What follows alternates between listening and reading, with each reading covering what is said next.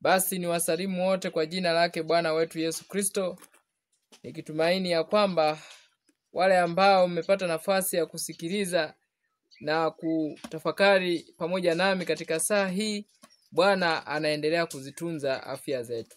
Basi niwakaribishe tunapoenda kupiga magoti na kuomba, kabla hatujaona kwamba ni kitu gani na nitafakari gani ambayo ninatamani tujifunze pamoja katika wakati kama huu. Basi tupige magoti katika wakati huu ili tuweze kuomba.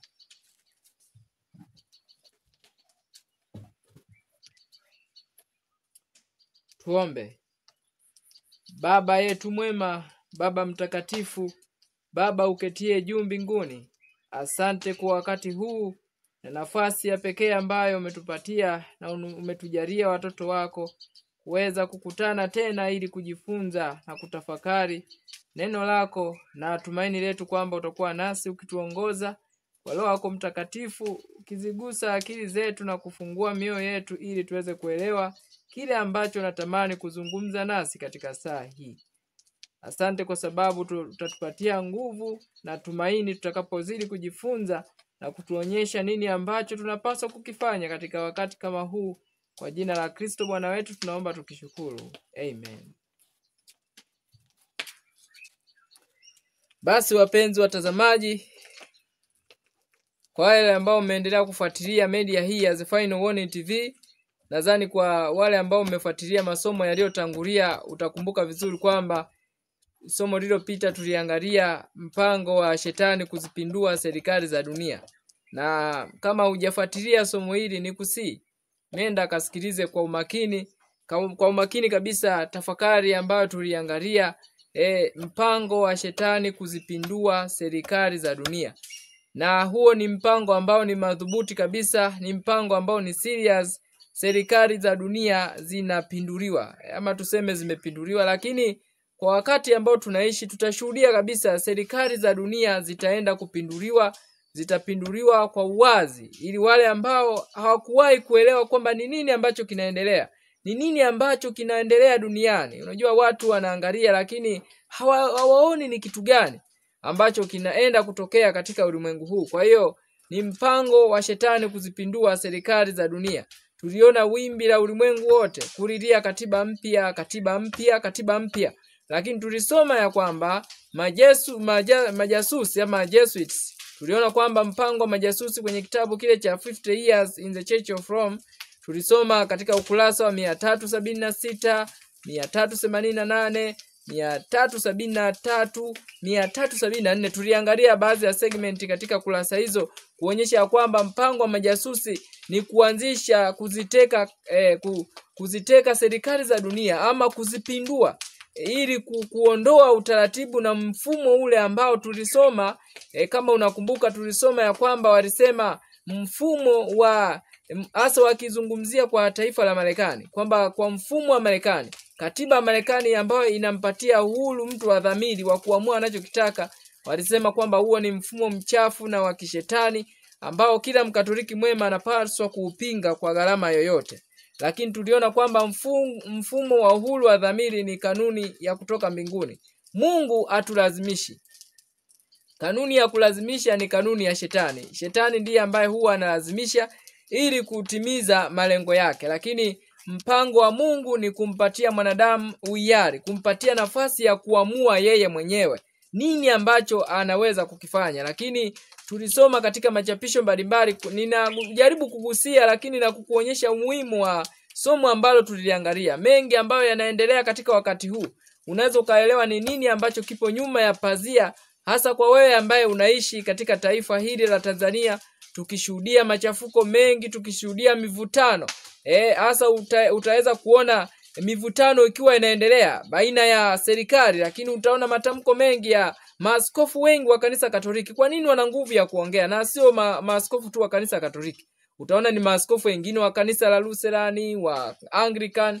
Maaskofu wanakuwa na nguvu fulani, ama kunakuwa na mvutano fulani kati ya viongozi. Ni kama kuna mvutano kati ya viongozi wa serikali na viongozi wa baraza la kanisa Katoliki. Utakuja kuona ni kuna nini nyuma ya pazia.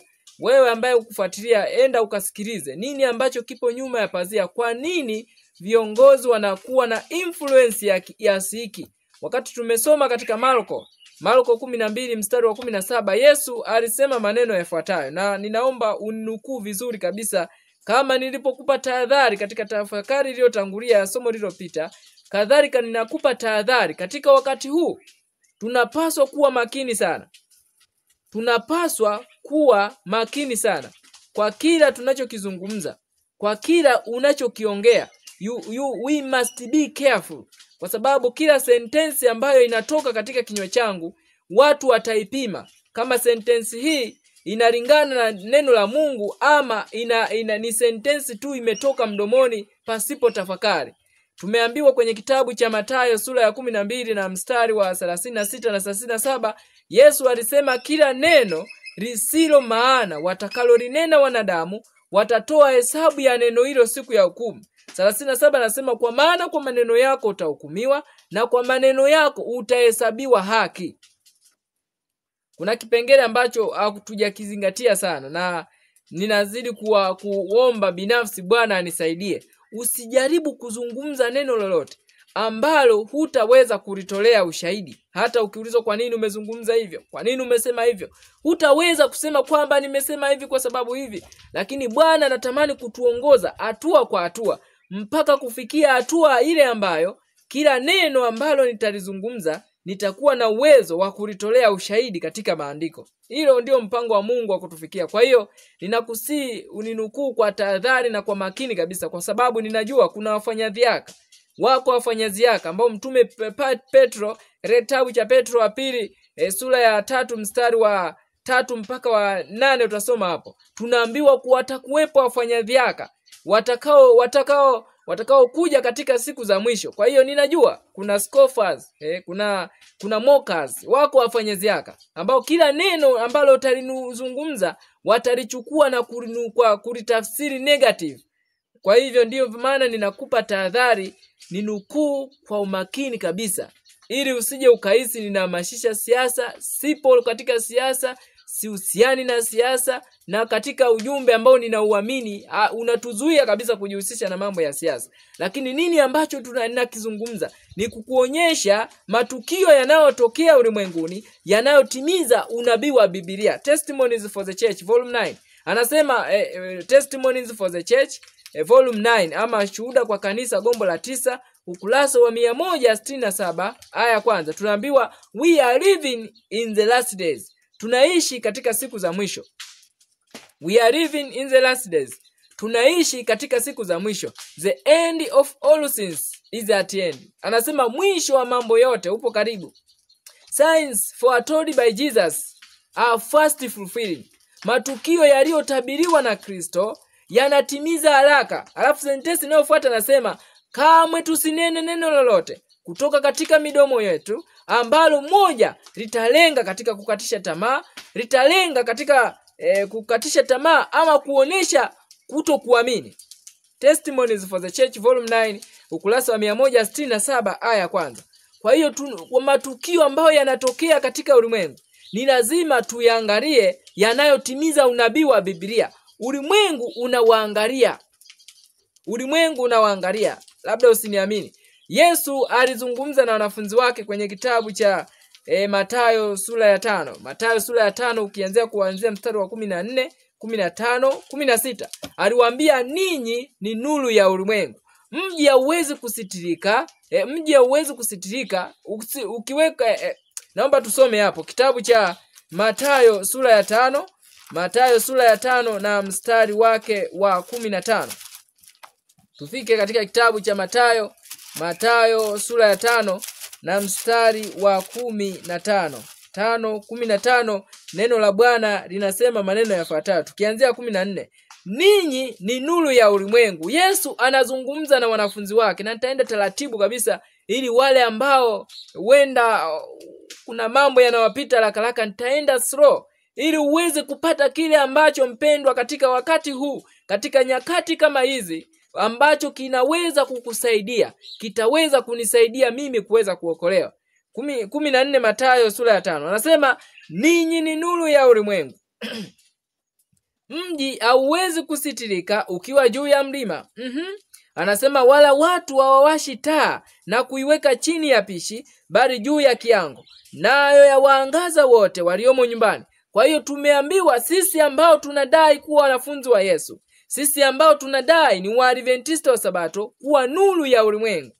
Mji hauwezi kusitirika, tunaambiwa ukiwa juu ya mlima. Lakini nini anachokimaanisha? Kwamba mji ukiwa chini halafu taa ikawa juu ya mlima, taa ile inawaangaza katika miji yote, halafu inafanya mji kuwa na nuru. Na anatuambia katika fungu la 16, anasema vivyo hivyo nuru yenu na iangaze kwa watu wote, wapate kuyaona matendo yenu mema, wamtukuze Baba yenu aliye mbinguni. Kwa hiyo nilikuwa nataka kuonesha ya kwamba watu wanawatazama Waadventista wa Sabato. Ikiwa wewe ni Mwadventista wa Sabato, watu wanakutazama. Watu wanakutazama kila unachokifanya, kila unachokiongea, namna unavyofanya, namna unavyoongea, namna unavyoendesha mambo yako. Watu wanakutazama na wengine watahitaji kukuiga. Kwa lugha nyingine, watataka wewe uwe role model kwao. Pamoja na kwamba tunajua kielelezo chetu ni Kristo, lakini sisi tunapaswa kuwa barua kwa ulimwengu. Ndio maana lazima maisha yetu yawe wazi, tukiondokana na kila aina ya unafiki, kila aina ya unafiki, ili tuishi kulingana na imani yetu. Tusiishi vile ambavyo ni kinyume na imani yetu, kuzungumza kinyume na vile ninavyoishi. Huo ndio mpango ambao Bwana anatamani kuondoa katika nyakati hizi za mwisho. Natamani kuwakumbusha, tumejifunza masomo mengi sana, na ninatamani na ninamuomba Mungu anisaidie. Yule ambaye atatoa muda wake, atatoa gharama yake kuingia katika media hii ya The Final Warning TV, umeweka MB zako, umetoa muda kuja kusikiliza, sitamani kukupotezea muda. Sitamani mimi hapa kuja kupoteza muda. Ninatamani tujifunze kile ambacho kitatusaidia kupiga hatua moja tena kuelekea mbele. Sio kusikiliza hatua kuanzia mwanzo mpaka mwisho, alafu hujaona ni nini ambacho umeenda kukitafuta. I won't waste your time. And I don't want to waste God's time. Sitakupotezea muda na sihitaji kupoteza muda ambao Mungu ametupatia. Nini ambacho tunahitaji kukifanya katika nyakati hizi za mwisho? Maana ndio msingi kabisa wapenzi. Muda umekwisha. Muda umekwisha. Sheria ya Jumapili iko mlangoni. Sheria ya Jumapili ipo mlangoni. Rehema inaenda kufungwa. Rehema kwa Waadventista wa Sabato, rehema kwa ulimwengu wote inaenda kufungwa. Lakini hatari kubwa ni kwetu sisi Waadventista wa Sabato. Rehema inakaribia kufungwa kwetu, maana tunajua kwetu itafungwa kabla kabisa ya ulimwengu wote. Kwa hivyo tuna kazi ya kufanya. Tuna wajibu wa kufanya. Tuna jukumu la kufanya. Sisi kama watu tunaoitwa kwa jina la Bwana, tuna jukumu la kufanya. Tunapoona ya kwamba matukio haya, nini ambacho kinaenda kutokea? Nini ambacho kinaenda kutokea? Tunashuhudia mivutano ikiendelea. Kila mmoja anaona siku moja ikipita. Yaani unaishi kwa kutazama, unaishi kwa hofu kwamba nini ambacho kinaenda kutokea. Lakini hayo Kristo aliyazungumza kwenye kitabu cha Luka. Hebu tufike hapo. Kitabu cha Luka, tamani kuwakumbusha mambo kadhaa, kisha tutafakari jambo kwa ufupi, kisha tutaendelea. Katika Luka sura ya 21 mstari wa 26. Katika kitabu hiki cha Luka 21, Yesu alizungumza matukio, dalili za nyakati, tunaweza tukaita dalili za nyakati, ambazo zitatokea kabla ya kuja kwake mara ya pili. Lakini kabla pia akizungumza na kipindi kile cha kuangamizwa kwa Yerusalemu. Lakini katika kipindi hiki anazungumzia baada ya dalili ambazo zimetajwa kwenye kitabu cha Luka hiyo 21 mstari wa 25. Unaweza ukasoma hapo akitaja habari ya jua, ishara katika jua na mwezi na nyota, na katika dhiki ya mataifa wakishangaa uvumi wa bahari na msukosuko wake. Lakini fungu la 26 anatueleza kitu fulani. ambacho kitaenda kutokea, na ndipo nitaenda kuunganishia nini ambacho tunaitwa katika nyakati hizi za mwisho. Ni watu gani watakaoshinda? Ni akina nani watakaovuka katika majaribu yaliyo mbele yetu? Luka 21:26 anasema watu wakivunjika mioyo kwa hofu. Sikia. Watu wakivunjika mioyo kwa hofu na kwa kutazamia mambo yatakayoupata ulimwengu.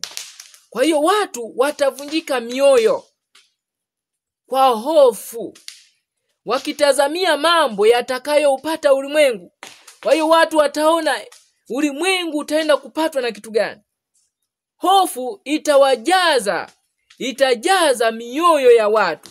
Na kama kuna adui mkubwa wa mwanadamu, kama kuna adui mkubwa ambaye shetani atamtumia ili kuangamiza wanadamu, ni hofu mpendwa. Shetani atatumia hofu. Atajaza mioyo ya watu hofu. Atajaza mioyo ya watu mashaka. Na kila ambaye atakuwa na hofu hataweza kutumaini ahadi za Mungu. Kila atakayekuwa na hofu hataweza kusimama katika majaribu yaliyo mbele yetu. Kila ambaye atakuwa na hofu hataweza hata kupiga magoti kwa ajili ya kuomba. Kila atakayekuwa na hofu hataweza kuamini ya kwamba Bwana ananisikia. Bwana aweza kuwaokoa wote wamjiao yeye kwa njia ya Kristo. Kila atakayekuwa na hofu hataweza kuvuka katika mto wa Yordani. Kizuizi cha mwisho cha watu wa Mungu hataweza kuvuka. Kila atakayekuwa na hofu, kila atakayekuwa na mashaka hataweza kusimama wakati majaribu makali yanayokuja, yanayotishia imani. Kumbuka mpendwa, tutajaribiwa sana. Tutajaribiwa sana. Na wote ambao tutaendekeza mashaka, tumeambiwa kwenye Shuhuda kwa Kanisa hiyo gombo la 9 ukurasa wa 167, tusitoe neno lolote. Jizoeze maisha yako. Ninatamani kukuambia hivi, jizoeze katika iwe ni kanuni ya maisha yako. Usizungumze hata neno moja la kukata tamaa. Hiyo inapaswa kuwa kanuni ya maisha yako. Ninakuambia kitu ambacho ninakiishi katika maisha yangu. Usijizoeze kuzungumza hata kauli moja, hata sentensi moja ya kutokuamini, ya kukata tamaa na ya kuvunja moyo, aidha kwako au kwa mtu mwingine.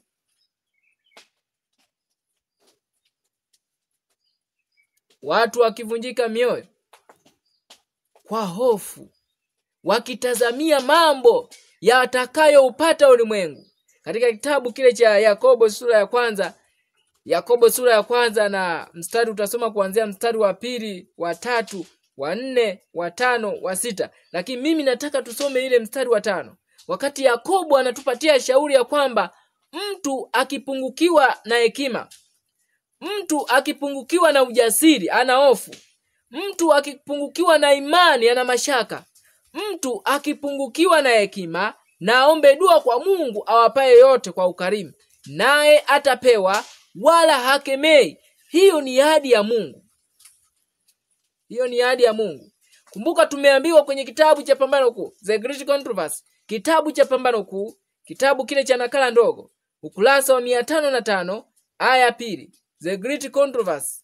The Great Controversy, naomba nikuonyeshe kwa wewe ambaye umekuwa ukifuatilia mara kwa mara, basi sio mgeni wa vitabu hivi ambavyo tumekuwa tuki nani. Hichi kwa nakala hizi ndogo ni ukurasa wa 515 aya 2. Tunaambiwa sisi wenyewe sasa tunapaswa kujizoeza kuhakikisha ahadi zake. Tunapaswa kujizoeza kufanyaje? Tunapaswa kujizoeza kuhakikisha ahadi zake. Malaika wanaandika kila ombi ambalo ni la moyo wa dhati. Kila ombi ambalo litaombwa kwa moyo wa dhati, likitoka moyoni, hata kama ni la uchungu kiasi gani, lakini linatoka ndani ya moyo, malaika wanaandika kila ombi ambalo ni la moyo wa dhati. Lakini nini ambacho tunapaswa kufanya? Tunaambiwa tunapaswa kujizoeza kuhakikisha ahadi zake. Katika kitabu cha Zaburi 34 mstari wa 8 anasema, onjeni muone ya kuwa Bwana ni mwema, heri mtu yule anayemtumaini. Ni lazima tu kwenye Kiingereza anasema test and see. Jaribu muone, onjeni muone, hakikisha Bwana ulisema hivi. Katika kitabu cha maombi, katika kitabu cha prayer, anasema Bwana yuko tayari afanye neno lolote ili kuilinda ahadi yake isionekane ni ya uongo. Katika siku hizi za mwisho, usalama wetu pekee ni kuomba kulingana na ahadi zake. Basi kila ombi litakaloomba kulingana na ahadi ya Mungu litajibiwa. It is just a matter of time. Ni swala la wakati tu. Sasa natamani tutafakari kitu kimoja. Kwa muda huu ambao tutakuwa pamoja. Natamani tutafakari kitu kimoja. Hebu twende kitabu cha Mathayo sura ya 11. Mathayo sura ya 11. Mathayo sura ya 11. Kuna kitu kimoja hapa ninatamani tukiangalie tunapoelekea ukingoni kabisa mwa historia ya ulimwengu huu. Wapendwa, Yesu anakuja. Kristo yu mlangoni. Habari njema hii ya furaha kuu. Yesu anakuja, lakini si ya furaha tu. Hakuna mtu ambaye hata kama umejiandaa, hakuna ambaye atakuwa na furaha kubwa ambaye hatakuwa na huzuni pia. Anajua kwamba kweli nimejiandaa, lakini ninaye ndugu yangu hajajiandaa. Ninaye dada yangu hajajiandaa. Ninaye kaka yangu hajajiandaa. Ninaye mke, ninaye mume hajajiandaa. Hautakuwa na amani mpendwa. Ni lazima utaongeza juhudi katika kuomba. Yamkini Bwana atamsaidia mama yangu kuokolewa. Kitabu cha Matukio ya Siku za Mwisho. Kwa wewe mwenye kitabu kile chenye picha ya corona, au unaweza ukasoma kwenye pamphlet linaloitwa Words of Encouragement to Self-Supported Ministers. Words of Encouragement to Self-Supported Ministers. Matukio ya Siku za Mwisho cha hiyo picha chenye picha ya magari na picha ya alama ya magonjwa, ukurasa wa 228. Inatuambia kwamba wengi watakuja kwako katika siku ile wakisema, kama isingekuwa maneno yako ulioniambia kwa wema, kama isingekuwa maombi yako na machozi na juhudi zako za dhati, nisingeweza kumuona mfalme katika uzuri wake. Kuna watu ambao kwa maombi yako ya bidii, kwa maombi yako ya machozi, kwa juhudi zako za kufunga kwa ajili ya mdogo wako, kwa ajili ya dada yako, kwa ajili ya kaka yako, ili aweze kuokolewa, ili nuru ya mbinguni iweze kuangaza akili zake. Kwa ajili ya yote hayo, yamkini mtu mmoja ataokolewa na atakuja kufunuliwa ya kwamba kama isingekuwa maombi ya mtu huyu usingeokolewa. Kwa hiyo Kristo anakuja. Yesu yu mlangoni. Lakini je, tumejiandaa? Kama sheria ya Jumapili ikipitishwa leo, ni wangapi ambao hawatawekwa alama ya mnyama? Kama sheria ya Jumapili ikipitishwa leo, ni wangapi ambao hawatakutwa katika maeneo sahihi? Kama sheria ya Jumapili ikipitishwa leo, ni wangapi ambao watakutwa wakiwa na chuki dhidi ya ndugu zao, dhidi ya dada zao katika mioyo yao? Kama sheria ya Jumapili ingepitishwa leo, ni wangapi ambao wangeshindwa katika jaribu la kuuza na kununua? Kama sheria ya Jumapili ingepitishwa leo, ni wakina nani ambao ni wangapi wangekutwa wakiwa na tabia ya Kristo, wakiwa na muakisi Kristo kikamilifu katika tabia zao? Ni wangapi? Alafu utapima ya kwamba nipo tayari ama sipo tayari. Hapo ndipo kwenye kipimo chetu wapendwa.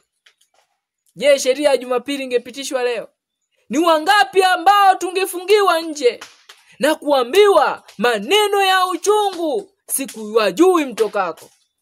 Ondokeni kwangu ninyi mtukanao katika midomo yenu. Ondokeni kwangu. Ni wangapi leo kama sheria ya Jumapili ingepitishwa katika siku hii ya leo?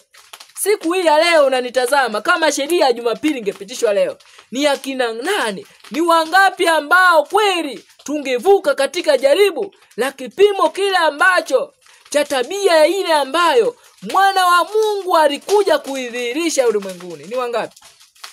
Bado tuna ubinafsi, bado tuna uchoyo, bado tuna kiburi, bado tuna chuki, bado tuna fitina, bado tuna uadui, bado tuna maneno mabaya, tuna manunguniko, tuna malalamiko, tuna ngunungunika na kila namna. We are not ready my friend. Hatuko tayari. Hatuko tayari. Na wakati muda unazidi kusogezwa mbele, wakati rehema inazidi kusogezwa mbele, ni muda wa kujua ya kwamba Bwana amerefusha muda huu kwa ajili yangu mimi Innocent. Usimwangalie mwingine. It is time now to look in ourselves. Kujiangalia sisi wenyewe kizaidi, yani kuliko wakati mwingine wowote.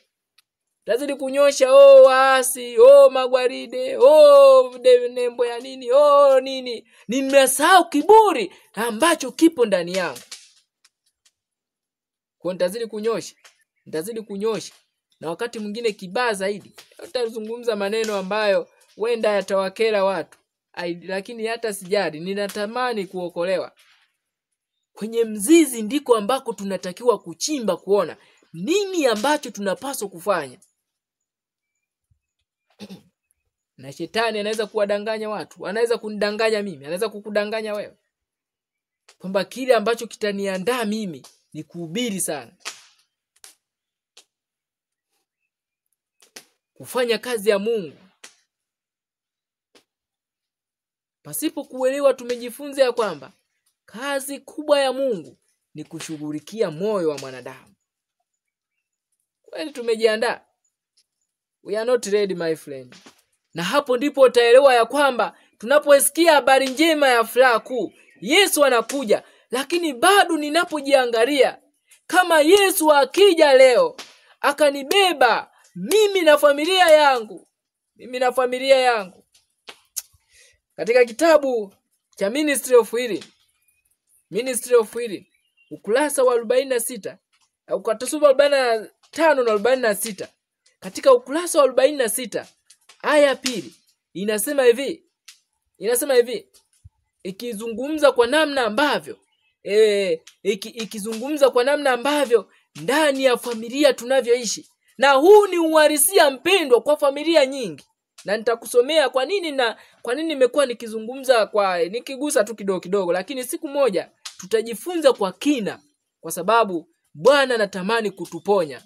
Bwana anatamani kuponya, anatamani kuponya mtu binafsi, anatamani kuliponya kanisa, anatamani kuziponya familia zinazougua kwa kila namna ya ugonjwa.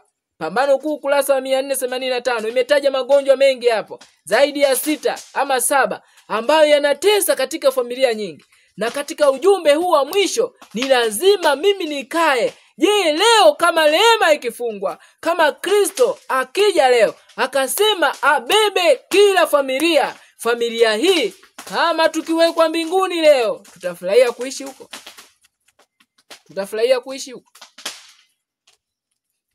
Unaweza ukapima tu.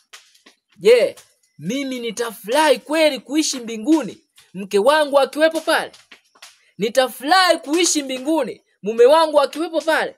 Nitafurahi kuishi mbinguni mama yangu akiwepo pale? Je, nitafurahi kuishi mbinguni baba yangu akiwepo pale?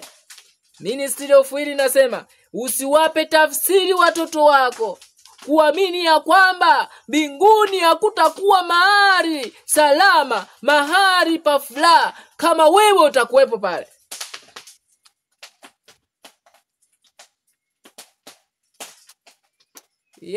Ni lazima tujiandae wapendwa. Hayo ndiyo maandalizi.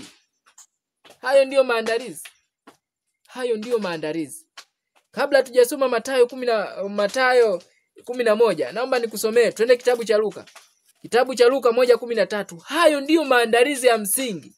Ni kweli tunaitwa kuishi mashambani, na tutajifunza sana katika masomo haya. Tutakazia sana suala la kuishi mashambani, na tutaonyeshwa ni kwa namna gani, ni mazingira gani, ni mfano gani, wapi ambapo panachukuliwa ni mashambani kwa muktadha wa roho ya unabii. Lakini nini hasa tunaitwa kufanya huko ndani ya mashambani? Nini? Na Mungu amekusudia, ameruhusu kutuonya kwa matukio. Umeshuhudia katika matukio ya maandamano tarehe 29 Disemba Tanzania, wengi walifungiwa ndani kwa siku zile 5, hakuna mtandao. Kwa siku zile 5 hakuna kutoka nje, hakuna kwenda benki, hakuna kwenda kutoa pesa. Nini ambacho kimetufundisha katika kipindi hicho? Kama bado hatujajifunza wapendwa, tutaangamia. Na sipo hapa kuburudisha. Luka sura ya kwanza. Luka sura ya kwanza. Luka sura ya 10, sura ya kwanza. Maandalizi ya muhimu. Maandalizi ya muhimu. 1 mstari wa 13 anasema hivi. Luka sura ya kwanza mstari wa 13. Lakini yule malaika akamwambia, usiogope Zakaria, maana dua yako imesikiwa, na mkeo Elisabeth atakuzalia mtoto mwanamume, na jina lake utamwita Yohana. Nawe utakuwa na furaha na shangwe, na watu wengi watakufurahia kuzaliwa kwake. 15. Kwa sababu atakuwa mkuu mbele za Bwana, hata kunywa divai wala kileo, naye atajazwa Roho Mtakatifu hata tangu tumboni mwa mamaye. Zakaria anapewa unabii wa kuzaliwa kwa Yohana. Tunajua huyu anazungumzwa hapa ni Yohana Mbatizaji. Sasa nataka uangalie nini ambacho Yohana alizungumzwa katika kipindi kile, na nini ambacho tunaitwa katika kipindi hichi leo. Tuendelee fungu la 16. Anasema, na wengi katika Waisraeli atawarejeza kwa Bwana Mungu wao. Kwa hiyo huyu mtoto ambaye angezaliwa Yohana Mbatizaji angewarejeza Israeli kwa Bwana Mungu wao.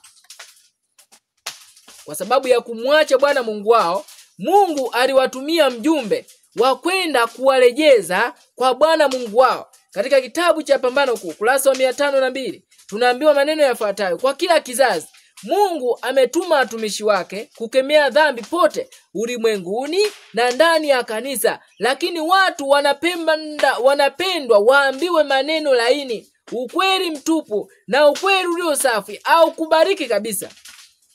Lakini katika kila kizazi Mungu amekuwa akituma watumishi wake kukemea dhambi pote ulimwenguni na ndani ya kanisa. Sikiliza.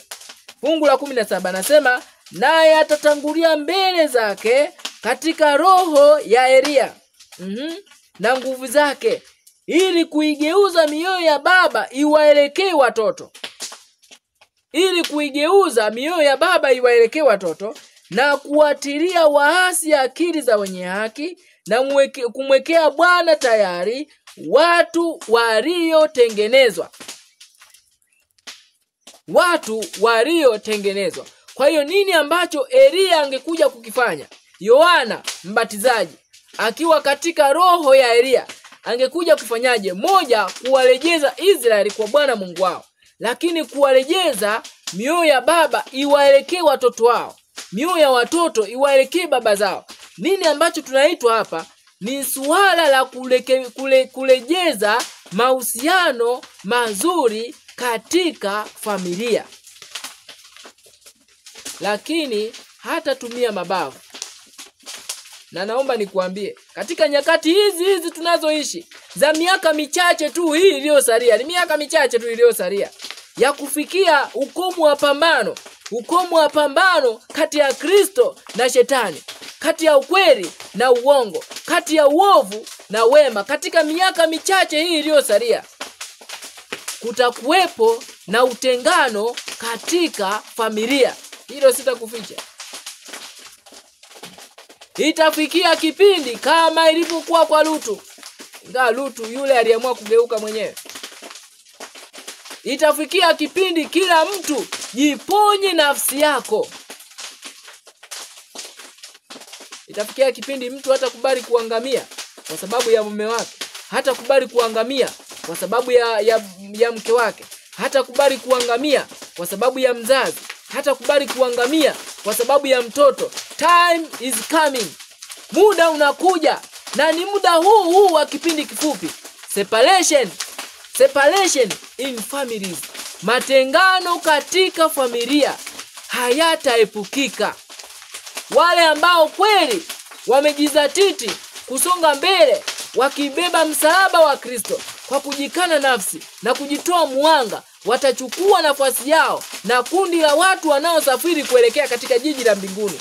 Wale ambao bado wamefuga mioyo yao wakiwa wako tayari kubeba msalaba wa Kristo na kujishusha na kujikana nafsi, kujitoa kafara kwa ajili ya kusonga mbele na kundi lile linalosafiri katika jiji la mbinguni, wataachwa wajiunge na kundi la askari wa upinzani. Separation in families in these last days are inevitable. Amba niongee kwa Kiswahili. Matengano katika familia. Utengano katika familia katika siku hizi za mwisho hautaepukika. Makundi mawili yatagawanywa. Wale waliotengeneza maisha yao kwa kuwa na tabia ya Kristo wataunganishwa na kundi la wale wanaosafiri kuelekea katika jiji la mbinguni. Watatenganishwa na wale ambao hawajazamilia kusonga mbele kuelekea mbinguni. Kitabu cha Samueli wa kwanza. I will give you the Bible. Kitabu cha Samueli wa kwanza, sura ya 25, utaisoma hiyo. Tunaonyeshwa Abigaili na Nabali. Tunaonyeshwa makundi hayo mawili. Na katika siku hizi itafikia kipindi uamuzi utafanywa na wale ambao wamebeba jina la Kristo. Makundi mawili. Nabali ambaye hakuwa na tabia ya Kristo, aliyekuwa na dharau kwa watumishi wa Mungu.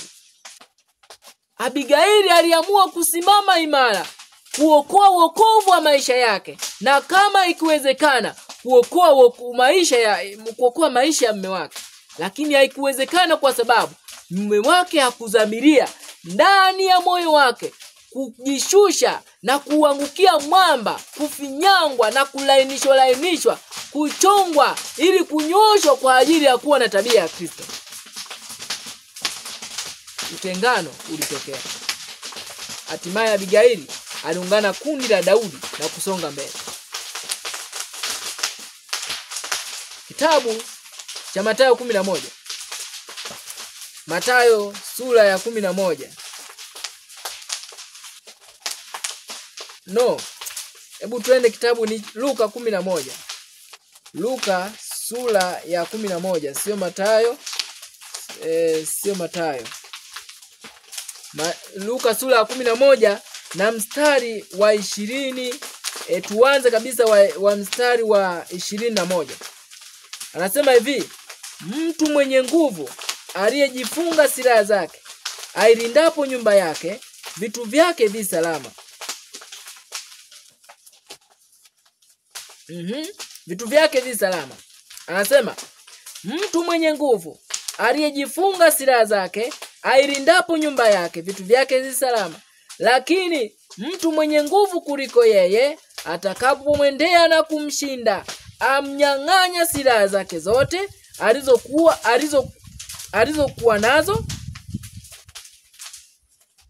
alizokuwa akizitegemea, na kuyagawanya mateka yake. Mtu ambaye si pamoja nami yu kinyume changu, na mtu asiyekusanya pamoja nami utawanya.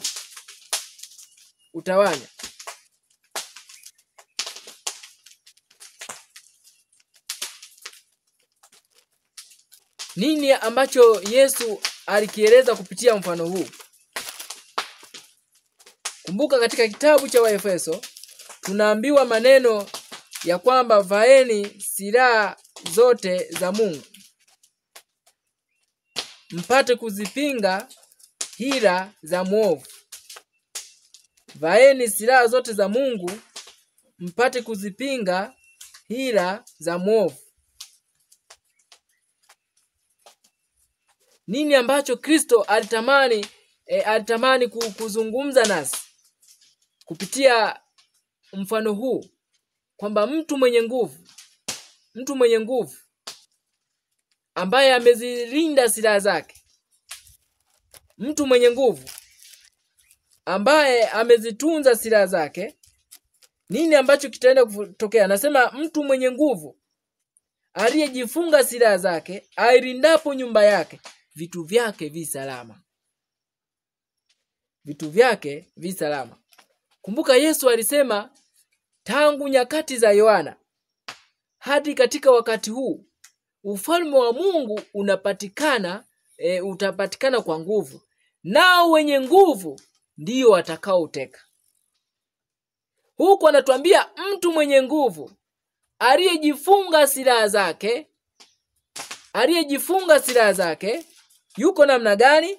Anasema aliyejifunga silaha zake ailindapo nyumba yake, vitu vyake vi salama. Na ukirudi katika mfano huu aliozungumza katika siku za mwisho, ufalme wa Mungu utapatikana kwa wenye nguvu, nao wenye nguvu ndio watakaoteka. Ni nguvu gani hizo anazozungumzia Kristo? Ni nguvu gani? Nataka nikuonyeshe mambo matatu yatakao tusaidia watu wa Mungu katika siku hizi za mwisho, ambayo yatatuwezesha kushinda kila jaribu. Mambo matatu. Kitabu cha Ufunuo 14. Ni mafungu ambayo tumezoea kuyasoma, lakini natamani uangalie kitu kimoja hapa ambacho Bwana amekionyesha dhahiri katika kitabu cha Ufunuo 14. Mambo matatu ambayo yatatusaidia kuwa Wakristo wa kweli tutakaoshinda kila jaribu la shetani. 14:12 Ufunuo. Anasema hapa ndipo penye subira ya watakatifu, hao wazishikao amri za Mungu na imani ya Yesu. Vitu vingapi vimetajwa katika fungu hili? 1, subira ya watakatifu. 2, amri za Mungu. 3, imani ya Yesu.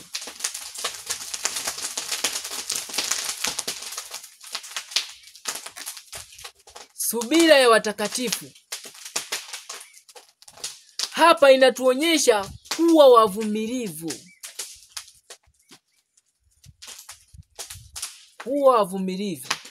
Kwa sababu tunaenda katika wakati ambao wakati Yakobo na Yohana mama yake alipoomba lile ombi kwamba ninaomba watoto wangu mmoja akae upande wa kulia, mwingine akae upande wa kushoto katika ufalme wako utakao kuja.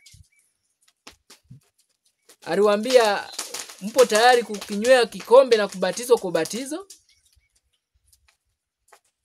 Tunaenda katika wakati ambao we must drink the cup. Ni lazima tukinywe kikombe. Kikombe gani? Kikombe kichungu. Nitaenda kukusomea. Watu wa Mungu katika siku hizi za mwisho ni lazima tupitishwe katika majaribu makali.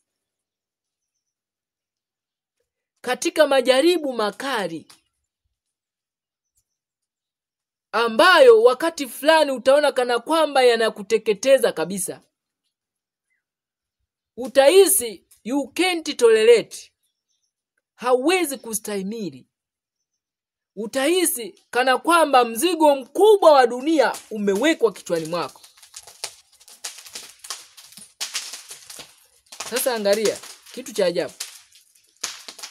Katika kitabu cha maandiko ya awali. Kitabu ni cha maandiko ya awali, hiki hapa. Kwa wale ambao mna nakala tofauti, wewe mwenye kitabu cha ujumbe wa awali, basi utaangalia sura inayosema jaribio la imani yetu. Lakini wewe mwenye nakala hii ni sura ya 8 ama ukurasa wa 42. Herlightings chapter 7. Herlightings chapter 7. Anasema hivi katika aya ya mwisho ya ukurasa huu 42. Nataka kuwaonyesha nini ambacho nakizungumzia, ya kwamba kama tusipokuwa na uvumilivu, hatutaweza kushinda jaribu linalokuja mbele yetu. Na hapo tutajaribiwa. Tutapimwa kweli sisi ni wavumilivu. Tutapimwa.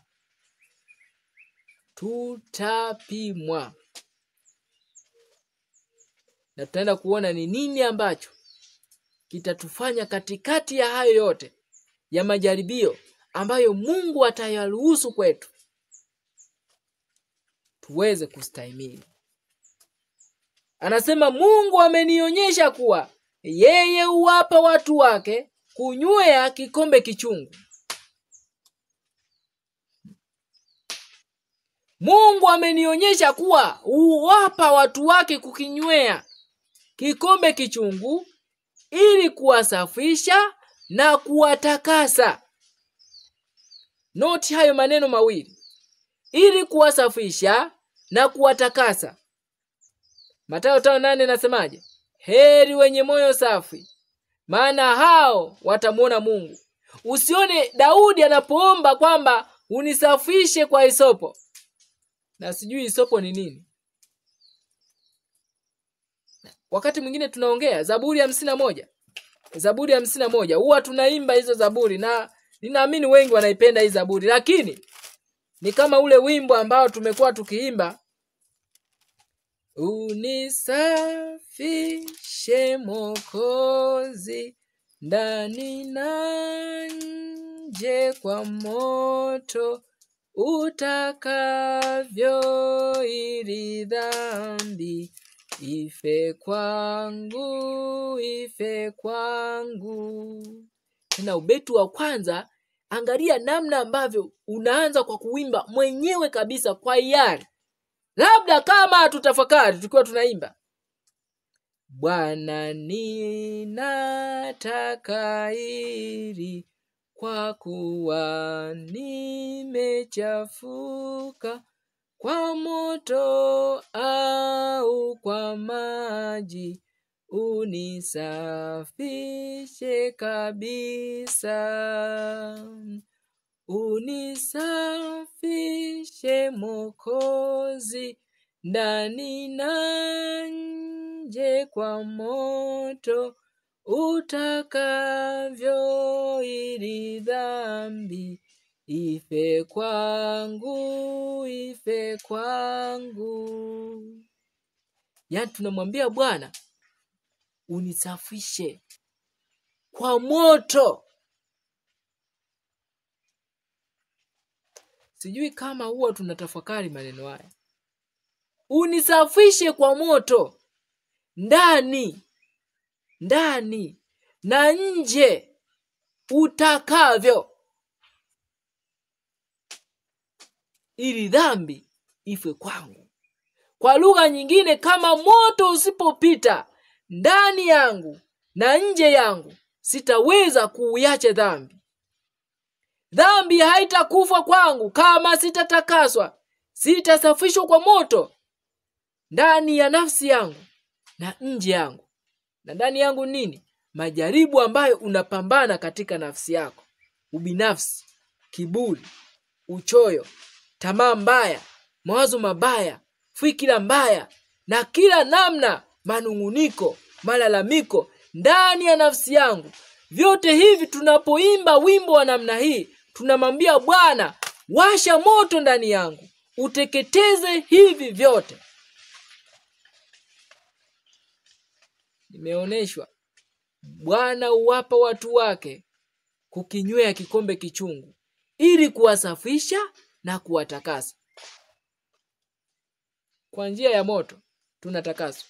Ndio maana ninawaambia hasa kwetu sisi wa Sabato, ambao jaribio la imani yetu lipo karibu, tutapitishwa kwenye majaribu makali. Majaribu makali. Usinitazame kana kwamba mimi sijaribiwi. Tutapitishwa kwenye majaribu makali. But I will give you the secret of overcoming every trial, every temptation, every test. Nitakupatia siri kutoka katika neno la Mungu, sio ya kwangu, itakayo kusaidia kushinda kila jaribu, kustahimili kila jaribu. Sikiliza. Anasema hivi, ni kikombe kichungu, lakini nao wanaweza kukifanya kiwe kichungu zaidi na zaidi kwa kulalamika na kunung'unika na kuona uchungu. Kwa hiyo hichi kikombe kwanza ni kichungu, alafu unaweza ukauongezea uchungu. Nilikuwa nazungumzia Daudi anapoomba kwenye Zaburi 51, kwenye Zaburi 51 fungu la 7. Anaposema unisafishe kwa hisopo nami nitakuwa safi, unioshe nami nitakuwa mweupe kuliko theluji. Kuwa mweupe kuliko theluji ni lazima tuoshwe kwa maji na kwa moto. Sijui hisopo ni nini?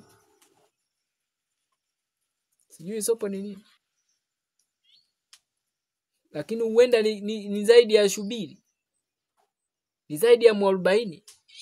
Lakini kumbe Bwana anapoleta jaribu, anaporuhusu ujaribiwe, anasema jaribu linaweza kuongezewa ugumu kwa kulalamika na kunung'unika na kuona uchungu. Kwa nini mimi? Mbona wengine sio hivyo? Kwa nini mimi? Unataka awe naye? Bwana umeniacha. Bwana kweli unanipenda? Bwana kweli upo? Kaenda wapi sasa? Kwamba amekufa? Na wakati mwingine tunaomba maombi ya kumlaumu Mungu mwenyewe na kumlaani. Bwana kweli hili umeshindwa? Kweli wewe ni Mungu? Bwana atusaidie. Tunapojaribiwa, ni nini mwitikio wetu? Jaribu litamjia kila mmoja anayesafiri kuelekea mbinguni. Ministry of Healing sura 18 247. Tunaishi katika ulimwengu wa mateso, magumu, huzuni, taabu vinatungojea wote wanaosafiri katika njia hii kuelekea nyumbani mbinguni. Hivyo viko njiani, vinatungojea. Mkristo hawezi kuishi pasipo majaribu. Christian life is a life of warfare. Maisha ya Kikristo ni maisha ya vita. Tangu unaposema ya kwamba I want to live like Jesus, ninatamani kuishi kama Kristo, ndipo unapomwambia shetani, ninatamani kuingia katika uwanja wa mapambano na wewe. Kitabu cha Pambano Kuu. Sizungumzi maneno yangu. Kitabu cha Pambano Kuu, kurasa wa 431. Anasema watu wanapoamka na kuuliza kwa shauku, nifanye nini nipate kuurithi uzima wa milele? Anasema hapo shetani huamuka na kuweka jitihada zake zote kazini, maana anajua ni hapo tu ndipo Mkristo wa kweli atakapoweza kuokolewa. Shetani hatishwi na mahubiri yetu, hatishwi. Shetani hatishwi ninapotoa milioni 10, milioni ngapi kununua vitabu na kugawa, hatishwi. Hapo shetani hatishwi. Shetani hatishwi akiona ya kwamba somo umetoa limeangaliwa na watu wengi 1,000, 2,000, 10,000. Hatishwi. Nini ambacho kitamfanya shetani aanze kuwa na hofu? Ni pale ambapo mtu ataanza kujiuliza nafsini mwake, what shall I do to inherit the eternal life? Nifanye nini nipate kuurithi uzima wa milele? Atakapoanza kuishi kwa kutaka kushinda kila kasoro, kila udhaifu, kila upungufu katika tabia yake utakaribisha majaribu ya shetani. Na wale ambao wanaichukia dhambi kwa juu ndio ambao watajaribiwa kwa namna ya juu. Sasa kama hutaki majaribu, penda dhambi. There is no way to escape trials, test, temptation as we are living in this world. Hakuna namna ya kuepuka majaribu, hakuna namna ya kuepuka majaribio kama tunaishi katika ulimwengu huu. Bwana huwapa kukinywea watu wake kikombe kichungu, lakini tunapoletewa kikombe kichungu, nasi tutakiongezea uchungu kwa kulalamika na kunungunika na kuona uchungu.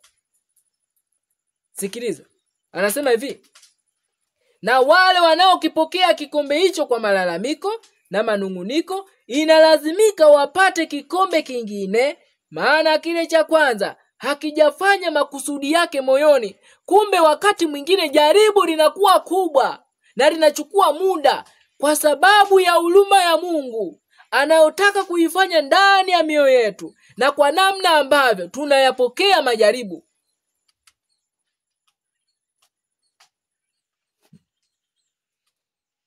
Kwa hiyo kumbe ni huruma ya Mungu. Majaribu ni zawadi ya Mungu kwa Mkristo. Majaribu ni zawadi ya Mungu kwa kila Mkristo. Haujanielewa? Yakobo sura ya kwanza. Yakobo sura ya kwanza mstari wa 2. Ndugu zangu, hesabuni ya kuwa ni furaha tupu mkiangukia katika majaribu mbalimbali, mkijua ya kuwa kujaribiwa kwa imani yenu huleta saburi. Saburi, sikiliza. Yakobo 1 mstari wa, tufike hapo ili nisinukuu kwa maneno nikakosea kidogo. Anasema mkifahamu kuwa kujaribiwa kwa imani yenu mleta saburi. Fungu la 4. Saburi na iwe na kazi kamilifu, mpate kuwa wakamilifu na watimilifu bila kupungukiwa na neno. Nini anachokizungumza hapa? Anaturudisha huko. Ili kuwasafisha na kuwatakasa. Kuwasafisha na kuwatakasa. Lakini kama tukipokea kikombe kichungu, kama tukiletewa jaribu katika imani yetu, tukalipokea kwa kulalamika, kwa kunungunika na kuona uchungu, Bwana anasema inalazimika tupokee kikombe kingine, kwa sababu kile cha kwanza hakijafanya makusudi yake moyoni. Makusudi gani? Kusafisha na kutakasa. Na jaribu linakuja kulingana na nafasi uliopo, ama kulingana na nafasi unayoiendea. Ukubwa wa jaribu unapimwa kulingana na level uliopo. Upepo unakuwa mkali na wenye nguvu kwa yule ambaye yuko juu ya mti. Huyu ambaye anaanza kukwea leo, kwa wale ambao walikuwa wakipanda juu ya miti wananielewa. Unakumbatia mti, upepo unavuma lakini unakumbatia mti. Lakini sisi tunaye Kristo. Kwa kadiri majaribu yanavovuma, yanavopiga, lakini Yesu alisema maneno yafuatayo kwamba mtu yule ambaye ayasikiaye maneno yangu na kuyafanya atafananishwa na mtu mwenye akili aliyejenga nyumba yake juu ya mwamba. Zoruba zikapiga, mafuriko yakaja, upepo ukavuma, nyumba ile isianguke kwa sababu misingi yake imewekwa imara juu ya mwamba. Mathayo 7 mstari wa 24-25. Tunapokeaje? Mwitikio wetu ni nini tunapojaribiwa? Siamini kwamba haujaribiwi. Kama haujaribiwi, wewe sio Mkristo. Kwa sababu katika wakati huu,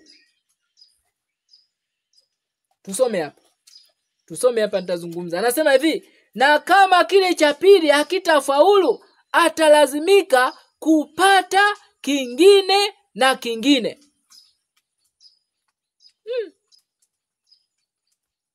Kwa hiyo kikombe cha kwanza umeanza, kwa nini mimi Bwana? Kwa nini mimi? Mbona mimi? Kila siku mimi. Kwa nini mimi? Mungu uko wapi? Bwana umeniacha. Bwana unioni, yani tunamfanya Mungu ni kipofu. Mbona usikii? Sio matusi haya? Bwana atusaidie. Mbona unisikii? Mungu asikii. Ikiwa watu wangu, haya mafungu tumekuwa tukiyasoma wapenzi watazamaji, walioitwa kwa jina langu, wakijinyenyekeza na kuomba na kuziacha njia zao mbaya, mimi Bwana nitasikia. Sikio langu si zito. Alafu leo sema mbona unisikii Bwana? Mungu asikii. Haya ni maombi yanayoombwa kwa bahari. Bahari ndo asikii.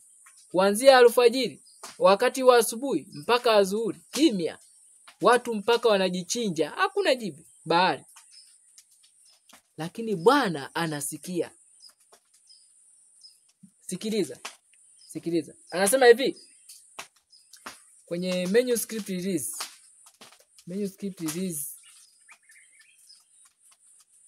Moja ya gombo nye manuscript release, nimesahau kidogo, inatuambia kulalamika ni dhambi. Yani kumbe tunapolalamika, tunaponungunika, tunamfanyia Mungu dhambi na kumfanya kwamba Mungu anatuonea. Mungu anatufanya, yani ni kama baba anayetesa watoto wake.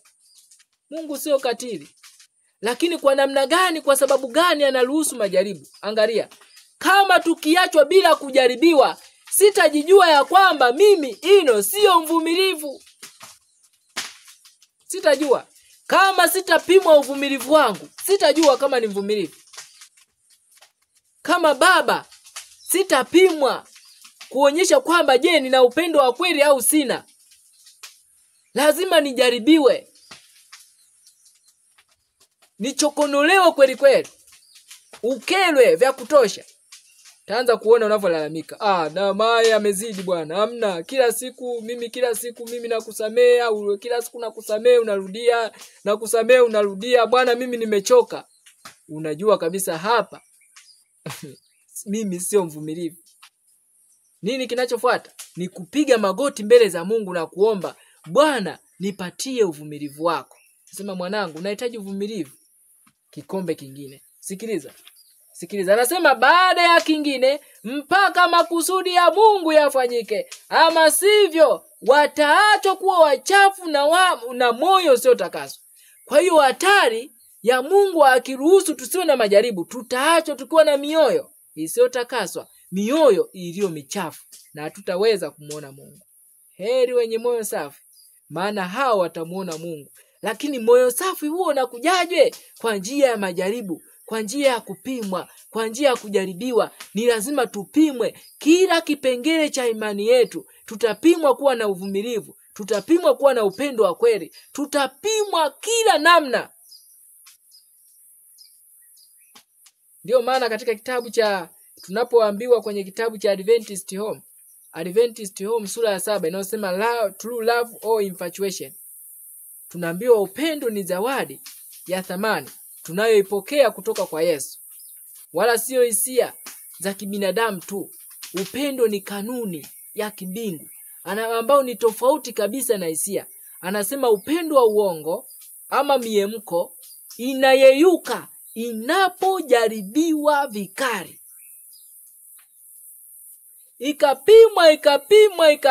Ikapimwa.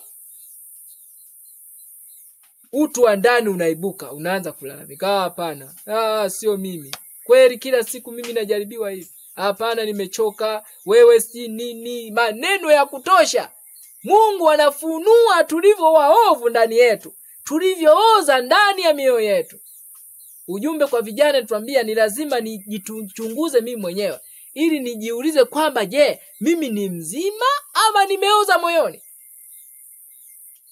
Kwa sababu tunapojiandaa kuonana na Mungu wetu, tunapojiandaa kuonana na Kristo, hakuna mtu aliye mchafu, hakuna mtu asiye na moyo safi atakayemuona Mungu. Na ili kusafishwa na kutakaswa, ni lazima tuimbe kama wimbo ambao nimewaambia. Unisafishe Mwokozi ndani na nje kwa moto, ili dhambi ife kwangu. Sikiliza, Bwana uruhusu tukinywe kikombe kichungu, lakini ni namna gani kikombe hicho kichungu? Badala ya kunungunika, badala ya kulalamika, badala ya kuona uchungu, badala ya kukata tamaa, hatupaswi kukata tamaa katika safari yetu. Sikiliza, anasema hivi,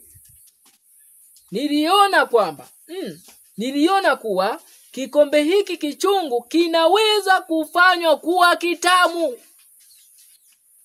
Unageuza mwarobaini kuwa juisi embe. Usifanye hivyo literally. Lakini unageuza jaribu, unarudi katika kile alichosema Yakobo. Wapenzi, ndugu zangu, hesabuni ya kuwa ni furaha tupu mkiangukia katika majaribu mbalimbali, mkijua ya kwamba kujaribiwa kwa imani yenu huleta saburi, na saburi na iwe na kazi kamilifu, ili muwe wakamilifu na watimilifu, msipungukiwe na neno lolote. Kufurahi katikati ya majaribu. Ni namna gani kikombe kichungu ambacho Bwana atakiruhusu ukinywe ili usafishwe na kutakaswa. Sikiliza, anasema hivi, niliona kuwa kikombe hiki kichungu kinaweza kufanywa kuwa kitamu kwa uvumilivu, ustahimilivu na maombi. Hapa kitu ambacho kitabeba vingine vyote vifanye kazi ni maombi. Prayer. Maombi yatakufanya kuwa mvumilivu. Maombi yatakufanya kuwa mstahimilivu katika majaribu yote unayopitia.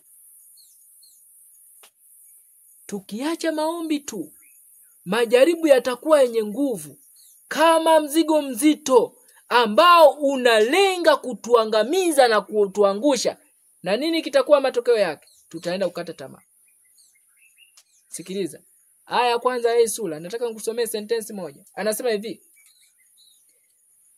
katika wakati huu wa kujaribiwa, tunahitaji kutiana moyo na kufarijiana sisi, sio kulaumiana. Na by the way,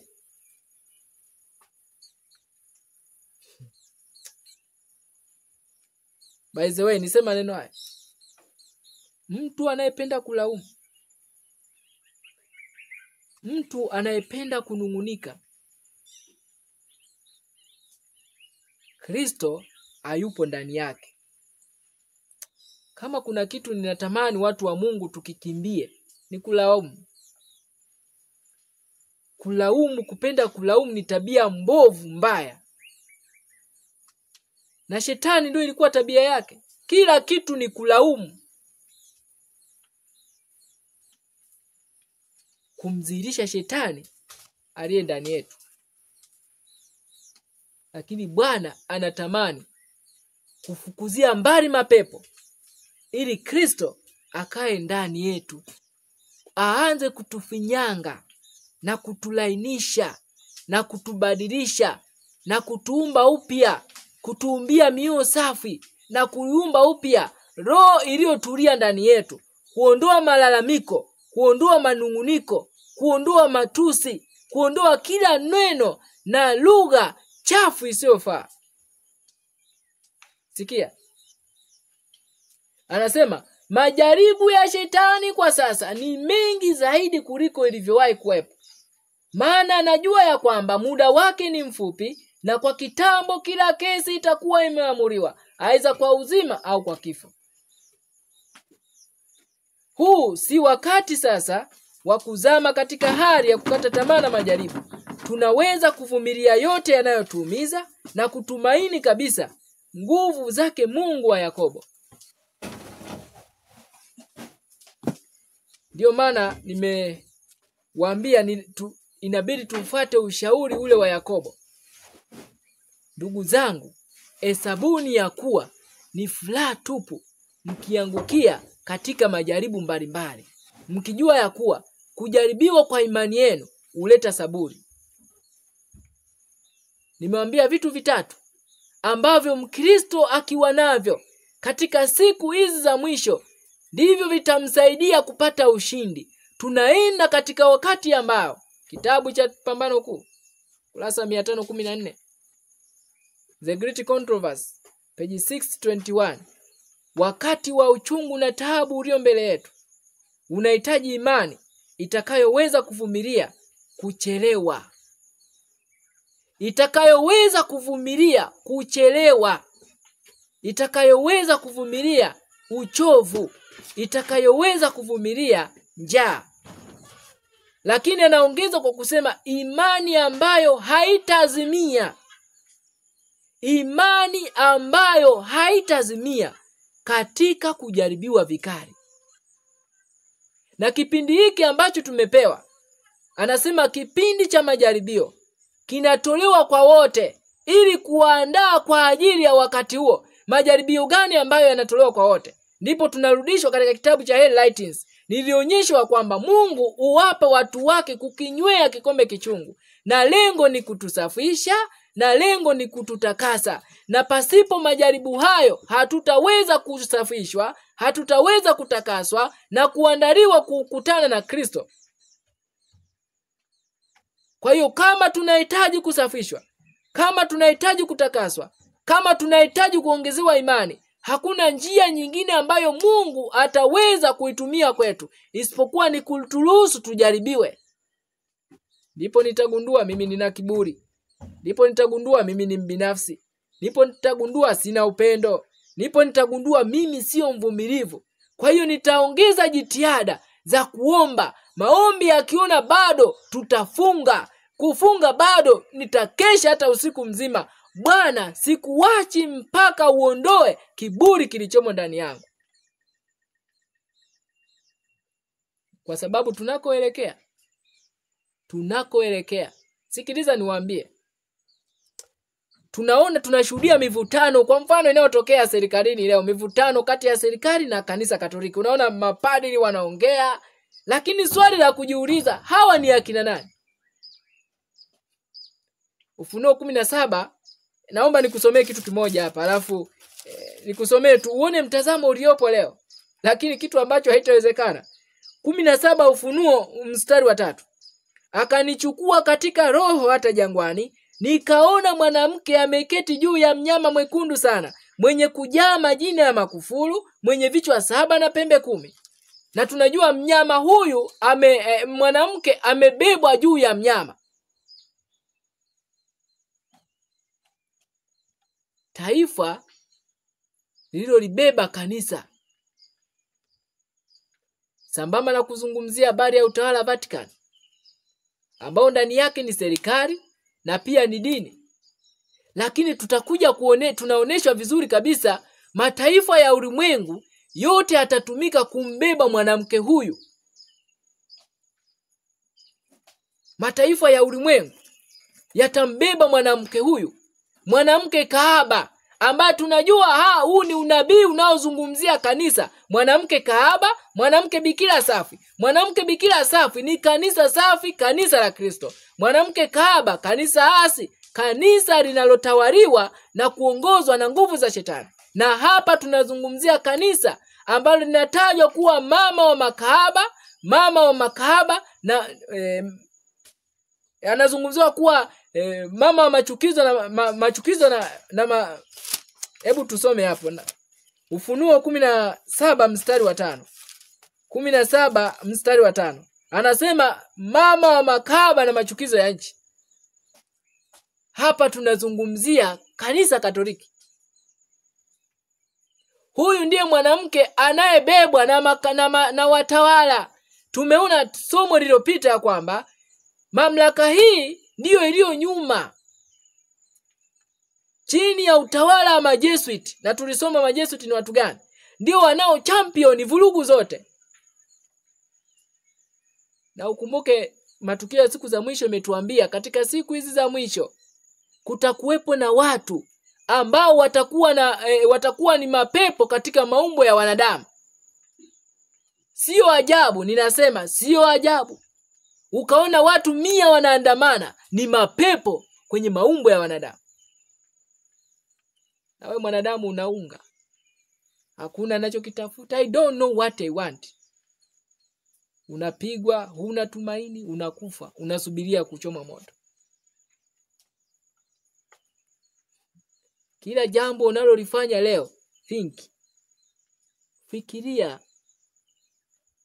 Usiongozwe na hisia. Fikiria.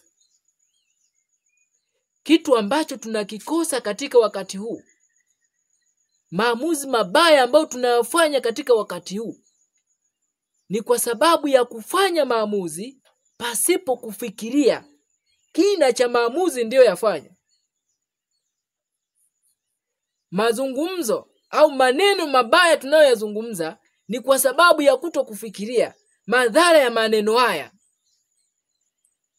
Kwa hiyo usikunge mkumbo tu ukaanza kukimbia. Think. Ninatafuta nini? Ninatafuta nini? Kwa hiyo tunaona mivutano. Lakini tuliangalia ni nani anayetafutwa? Muadventista msabato. Alafu kitu cha ajabu, anayetafutwa naye anajifanya anatafuta. Naye anatafuta haki. Bwana, haki hamna, haki hamna. Yaani msabato unalia, unasema haki hamna. In this world, haki gani unataka kwenye ulimwengu huu? Haki gani? Utafuteni kwanza ufalme wa Mungu na haki yake. Ufalme wa Mungu na haki yake. Ulimwengu huu hauna haki. Ulimwengu huu hauna amani. Amani na waachieni, amani yangu nawapa. Niwapavyo mimi, sivyo kama ulimwengu utoavyo. Hivyo msifadhaike mioyoni mwenu, wala msiwe na woga. Ulimwengu hauna amani. Amani inapatikana kwa yule ambaye Kristo yupo ndani yake. Ulimwengu huu hauna haki. Kama kungekuwa na haki katika ulimwengu huu, Bwana asingesema utafuteni kwanza ufalme wa Mungu na haki yake. Si haki ipo hapo? Kwa nini tutafute haki ya Mungu tena? Lakini unakutana msabato anaanza haki bwana, acha wagombanie haki, acha haki. Wakati hajui target ya shetani ni yeye. Anayetafutwa ni yeye, eti na yeye anatafuta. Yaani anayetafutwa na yeye anatafuta. Lakini ngoja utakuja kushuhudia. Wakati wimbi hili la katiba mpya, mifumo mpya, katiba mpya zikishawekwa, target ya katiba mpya, Testimony for the Church volume 5, ukurasa 753 tumesoma target ya katiba mpya zinazoundwa ni kwenda kuunda sheria ya kulazimisha ibada ya Jumapili, kuondoa mifumo ya secularism na kuweka mifumo ya nani secularism katika ulimwengu wote. Tulisoma kwenye kitabu hiko cha 50 Years in the Church of Rome, majasusi wakisema tutaimiliki Marekani na kuzipindua serikali zote. Hapa ndipo utaona ya kwamba ni lazima tuwe na subira, ni lazima tuwe ni watu wa maombi mpendwa. Siku isipite, hasa isipite hata hujaomba ndani ya moyo wako. Aya ya mwisho ya sura 32 ya Pambano Kuu, sentensi ya kwanza kabisa inasema hakuna mtu aliye salama kwa siku moja au kwa saa moja pasipo kuomba. Kama imepita saa moja upo salama, imepita siku moja upo salama, imepita siku 2 uko salama, imepita siku 3 uko salama, lakini unajua kabisa sijaomba, ni rehema za Mungu, huenda kupitia maombi ya watu wengine, ndio maana uko salama. Lakini Mungu sio muongo.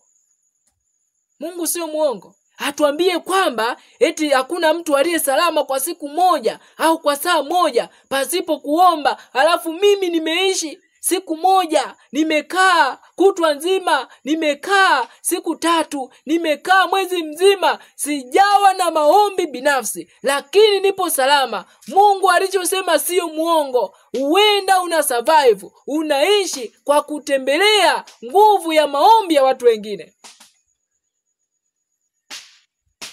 Lakini Bwana atamani iendelee kuwa hivyo. Uvumilivu. Hapa ndipo penye subira ya watakatifu. Hao wenye amri za Mungu, wazishikao amri za Mungu na kuwa na imani ya Yesu.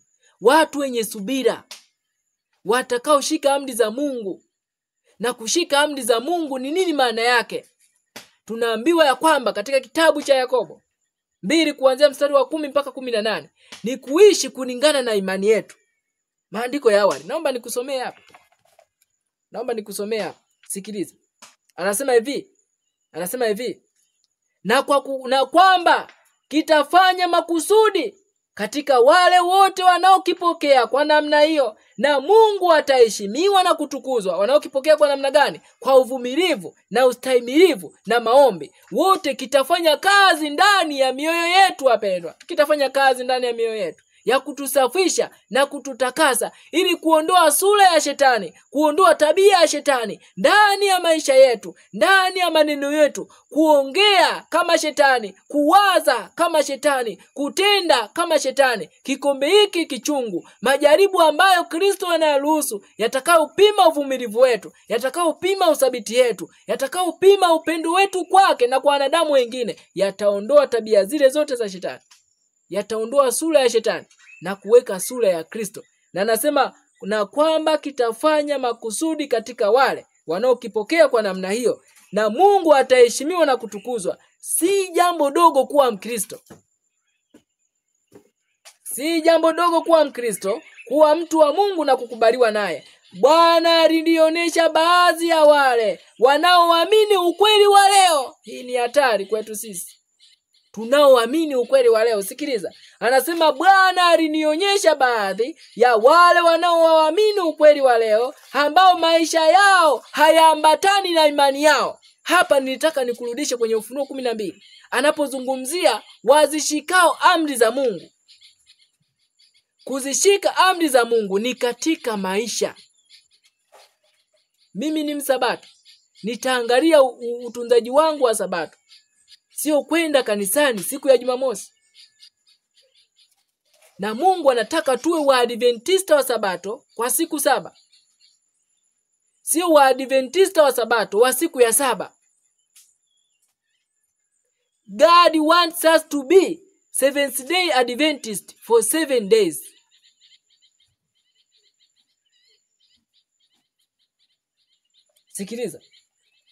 Sikiliza. Anasema hivi. Wana kiwango cha utaua cha chini kabisa. Wako mbali kabisa na utakatifu unaotakiwa na Biblia. Baadhi hujihusisha na mazungumzo hafifu na yasiyofaa, na wengine kufanya kazi kwa kujiinua. Kiburi haiwezekani kuutazamia. Kujiridhisha wenyewe, tukiishi na kutenda kama ulimwengu, kuwa na anasa zake na kufurahia kundi na wale ambao ni wa ulimwengu, na kisha kumiliki pamoja na Kristo katika utukufu. Wenye subira wasishikao amri za Mungu na kuwa na imani ya Yesu. Kuwa na imani ya Yesu ni nini? Kutembea si kwa kutegemea haki yetu wenyewe, bali kwa kutazamia haki ya mwana wa Mungu Yesu Kristo. Wao watakaobeba silaha hizi, watakaoishi kwa kufuata amri za Mungu. Na tunaambiwa hapa ndipo penye subira ya watakatifu. Na watumishi wa Mungu ni lazima wapimwe hapa. Leo tunasikiliza watu wanatamka, Mungu wetu hataki hivi. Mungu yupi? Kutaja tu Mungu hakumaanishi ni Mungu wa mbinguni. Dagoni anatajwa naye ni Mungu. Astoleshi naye anatajwa ni Mungu. Bahari anatajwa naye ni Mungu. Eshera anatajwa naye ni Mungu. Shinto naye ni Mungu. Hindu naye ni Mungu. Ni Mungu yupi anayetajwa? Au kwa sababu tu mtu akitajwa Mungu nadhani wa mbinguni? Hapana. Hakuna Mungu wa mbinguni asiyetenganisha ya Kaisari na ya Mungu. Huyo Mungu sio wa mbinguni. Ukiona mivutano na viongozi wengi wanaojaribu kuingia na kutoa matamko kwa ajili ya yani watumishi wa Mungu, lakini wanadili na serikali na mambo ya siasa, these are not the servants of the God of heaven. Unaona Yesu alishaye kushughulika na serikali ya Kirumi? Hakuna. Hakuwahi yani atawahi hata kuwazungumzia, isipokuwa hapo kwenye dinari. Lakini nini kipo nyuma? Utafuatia somo lililopita. Mpango wa majasusi. Hawa ambao ndio wanaoisukuma ulimwengu. Lakini hii tupe picha sisi ambao tunaitwa Adventista wa Sabato.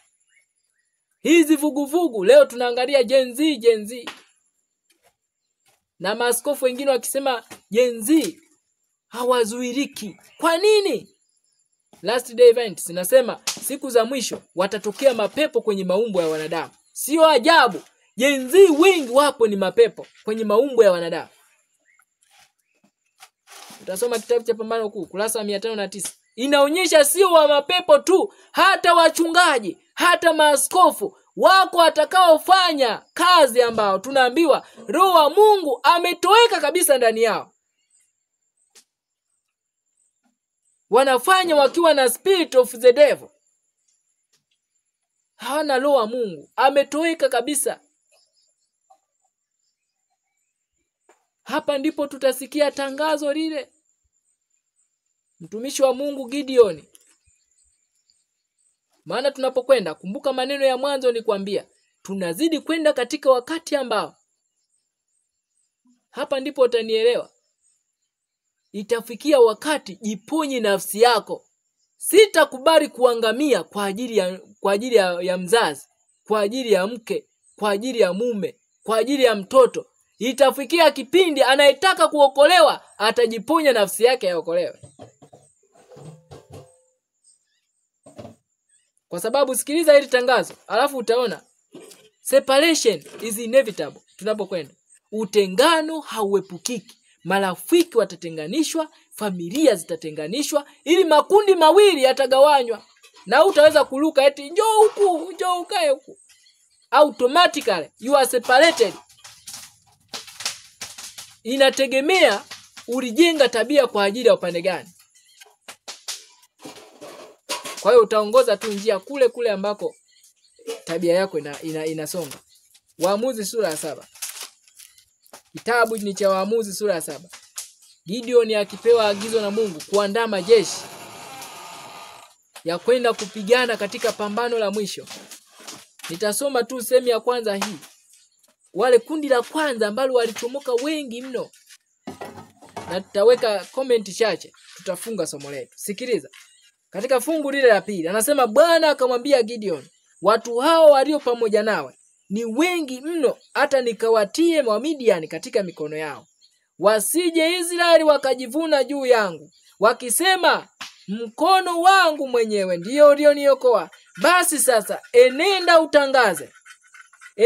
Enda tangaza habari masikioni mwa watu hawa na kusema mtu awaye yote anayeogopa na kutetemeka. Mtu awaye yote anayeogopa na kutetemeka na arudi aondoke katika mlima wa Gileadi.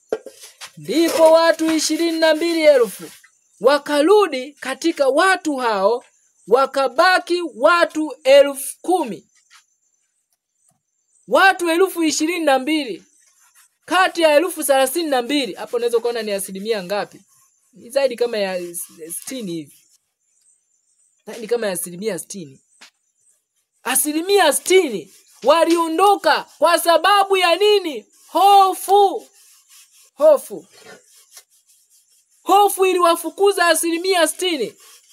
Hapa kuna mke aliondoka, mume alibaki, kuna rafiki. Hapa ndipo utaona utengano ulikuwepo.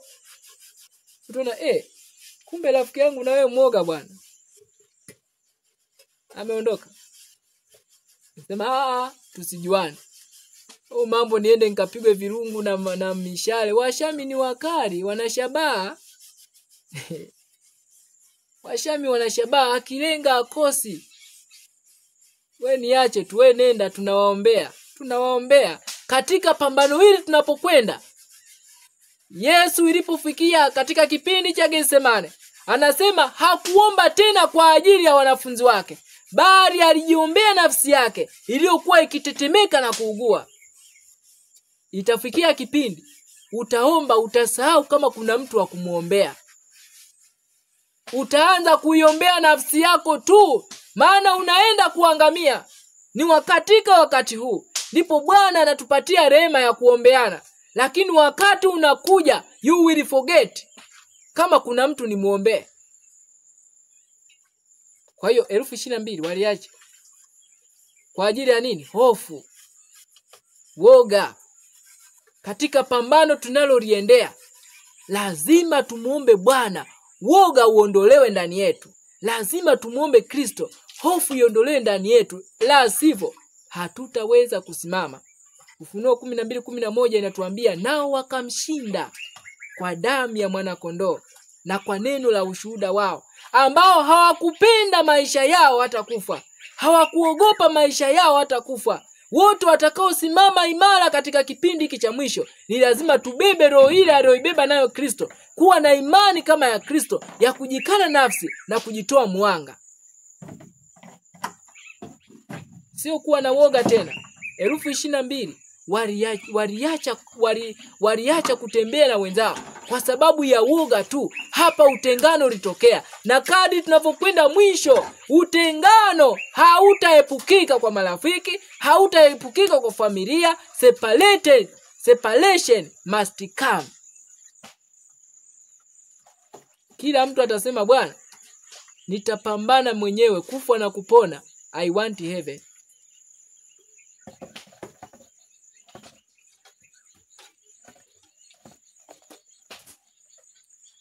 Ni katika wakati huu ndipo inapotupasa kuitenga dhambi mbali kutoka kwetu, kwa njia ya imani katika damu ipatanishayo ya Kristo. Mwokozi wetu mpendwa anatualika tujiunge kwake sisi wenyewe. Tuunganishe udhaifu wetu katika nguvu zake. Tuunganishe ujinga wetu katika hekima yake, na kutokustahili kwetu katika ustahilifu wake. Ulinzi wa Mungu ni shule ambamo ndani yake tunajifunza masomo mawili tu, ambamo ndani yake tunajifunza upole na unyenyekevu wa Yesu. Daima Bwana anaweka mbele yetu malengo ya kweli ya maisha, wala sio njia ile ambayo tungependa kuichagua, inayoonekana kuwa rahisi sana na yenye kupendeza sana. Ni wajibu wetu kushirikiana na mawakala wanaotumiwa na mbingu katika kazi ya kufananisha tabia zetu katika mfano wa kielelezo cha mbinguni. Hakuna anayeweza kupuuza au kuahirisha kazi hii, bali watakaofanya hivyo watakabiliana na hatari kuu ya kutisha roho zao. Hayo ndiyo maneno ambayo nitamani tufunge nayo katika tafakari hii. Dhoruba inakuja. Inahitaji Wakristo walio imara, Wakristo waliodhamiria kuokolewa. Wale ambao wanaenda au siende, naenda au siende, huenda ni afadhali ukaacha tu.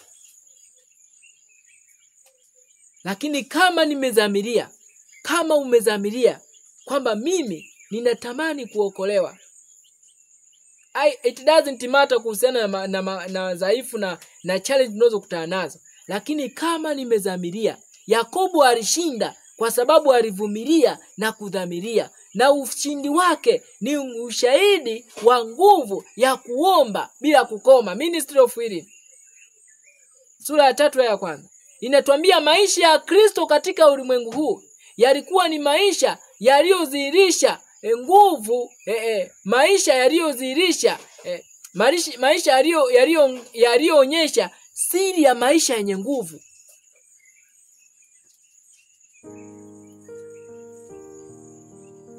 Kwa hiyo tunahitaji kukaa kimya, kudhamiria.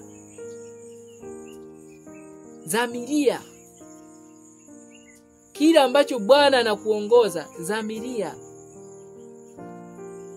Usisite, omba. Hata kama ni kwa kulia, hata kama ujihisi kuomba, piga magoti. Hata hilo nalo ni ombi. Bwana, nashindwa kujihisi kuomba, lakini nahitaji kuzungumza na wewe.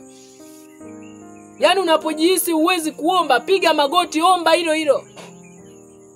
Kwamba Bwana nisaidie, sijihisi kuomba, lakini hii ni hatari. Tunaenda kwenye wakati mgumu kweli kweli. Hii miaka michache iliyosalia ni migumu kweli kweli. Lakini Bwana atakuwa kando ya kila mmoja atakayeweka tumaini lake kwake. Hakuna hata mtu mmoja atakayeshindwa na shetani pasipo yeye mwenyewe kukubali. Kristo atawapatia nguvu wote wanaoitafuta. Lakini ni lazima tutambue ya kwamba Bwana anaruhusu tuvinywe vikombe vichungu, lakini sio kwamba yeye anapendezwa tunapoumia, anapendezwa tunapolia, anapendezwa kuona nyuso zetu zina huzuni. Lakini anasema pasipo haya hatutaweza kuvuka katika jaribu lililo mbele yetu. Ni lazima tuingizwe katika mchakato wa kujaribiwa. Mivutano inayotokea ulimwenguni, mipango ya serikali, mipango ya majasusi kuzipindua serikali za dunia na kisha kuweka mifumo mipya. Baada ya hapo, walengwa ni Waadventista wa Sabato, mimi na wewe, ambao leo tunatafutwa sisi, alafu na sisi tunajifanya tunatafuta.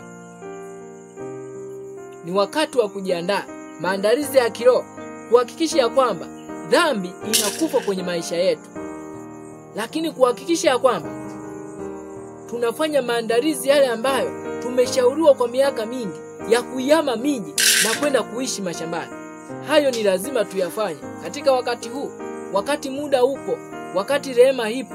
Tufanye hima kwa muda mdogo. Ni muda mdogo ambao umeachwa, muda mdogo kwa ajili ya sisi kufanya maandalizi. Wale ambao watafanya jitihada zao zote kwa maombi ya uvumilivu na kumsihi Mungu awasaidie, Bwana hata waacha. Wale ambao watapuuzia na kuchukulia mambo kiurahisi, hakutakuwa na tumaini mbele ya safari. Tunahitaji kudhamiria, tunahitaji kupambana, tunahitaji kusonga mbele kwa ujasiri, pasipo woga, tukielewa ya kwamba Bwana tunayemtumikia, Kristo, amezishinda mamlaka zote za kidunia, na sisi ambao tunaweka tumaini lake, kuna haja gani ya kuogopa? Basi kwa wale ambao wote tumekuwa pamoja kupitia media hii ya The Final Warning TV, wale ambao tumekuwa nawe tangu mwanzo mpaka mwisho, niwakaribishe tunapoenda kufunga kwa ajili ya ombi. Tunapoenda kufunga kwa ajili ya ombi, ni tafakari ambayo nilitamani tutafakari pamoja. Tunapoendea dhoruba iliyo kuu, dhoruba ya kutisha ambayo iko mbele yetu, inayomngojea kila Mkristo anayesafiri kuelekea nyumbani mbinguni. Labda ubadilishe njia, na hakuna njia nyingine. Ukibadilisha njia unaenda motoni. Lakini kama tumezamilia kwenda nyumbani mbinguni, ni lazima tutakutana na majaribu, lakini yote tutayashinda ikiwa tutamtegemea Kristo, kutegemea ahadi zake zote, kuweka maisha yetu yote katika maombi, katika uvumilivu na katika ustahimilivu. Bwana atubariki tunapokwenda kupiga magoti kwa ajili ya ombi.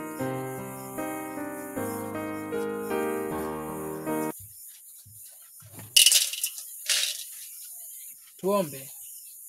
Baba yetu mwema, Baba mtakatifu, Baba uketie juu mbinguni, tunakushukuru kwa wakati huu. Asante kwa fursa na nafasi ambayo umetupatia watoto wako tuweze kujifunza ukweli huu wa thamani. Asante Baba kwa rehema hii ambayo umeruhusu. Wenda ulikuwa ukinisubiri mimi niweze kufanya kitu fulani ambacho bado sijajiandaa katika maisha yangu, lakini wenda ulikuwa ukimsubiri baba mmoja, mama mmoja ambaye amepata neema ya kusikia ujumbe huu. Tusaidie tujiweke tayari kuonana na wewe. Asante kwa kuwa jioni hii tena utaifanya kuwa njema zaidi katika maisha yetu, ukituandaa kusonga mbele, ukituandaa kuzidi kuwa imara na kuwa jasiri, tukikufanya wewe kuwa tumaini letu na tegemeo letu. Utuongoze katika saa hii, utupatie fursa nyingine panapo nafasi, ili tuweze kujifunza yale ambayo yatajenga na kuimarisha imani zetu na kutufanya tusimame imara juu ya mwamba. ambao ni Bwana wetu Yesu Kristo. Ni furaha yetu kwamba maombi haya umeyasikia na kuyajibu, kwani tumeyawasilisha katika chumba cha patakatifu mno mbinguni, katika hekalu lililo mbinguni ambapo Kristo anatuombea hata sasa. Tusaidie kabla huduma ile haijakoma, tuwe tumetasafishwa na kutakaswa, na maisha yetu yakiwa yameandaliwa kuishi katika jiji lile la wakazi ambao hawajui kutenda dhambi. Asante kwa kuwa umesikia na kujibu maombi yetu. Ni kupitia jina la Bwana wetu Yesu Kristo tunaomba tukitumaini. Amen.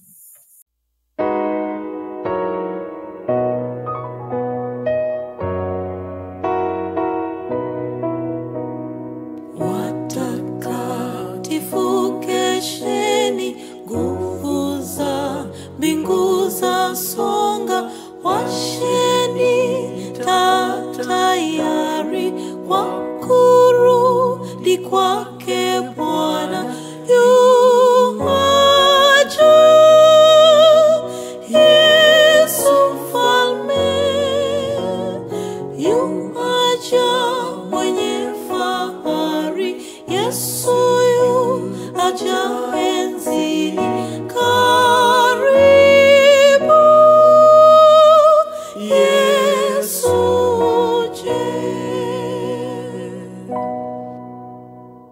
Piga mbiu tangazeni habari ya ukombozi, ya mponya wa upendo, nayo nguvu ya samaha. Yuaja Yesu mfalme, yuaja mwenye fahari. Yesu yuaja enzini, karibu Yesu je. Mataifa yapotea, nchi zajaa uchungu. Kristo anaharakisha, unabii unatimizwa. Yuaja Yesu mfalme, yuaja mwenye fahari. Yesu yuaja enzini,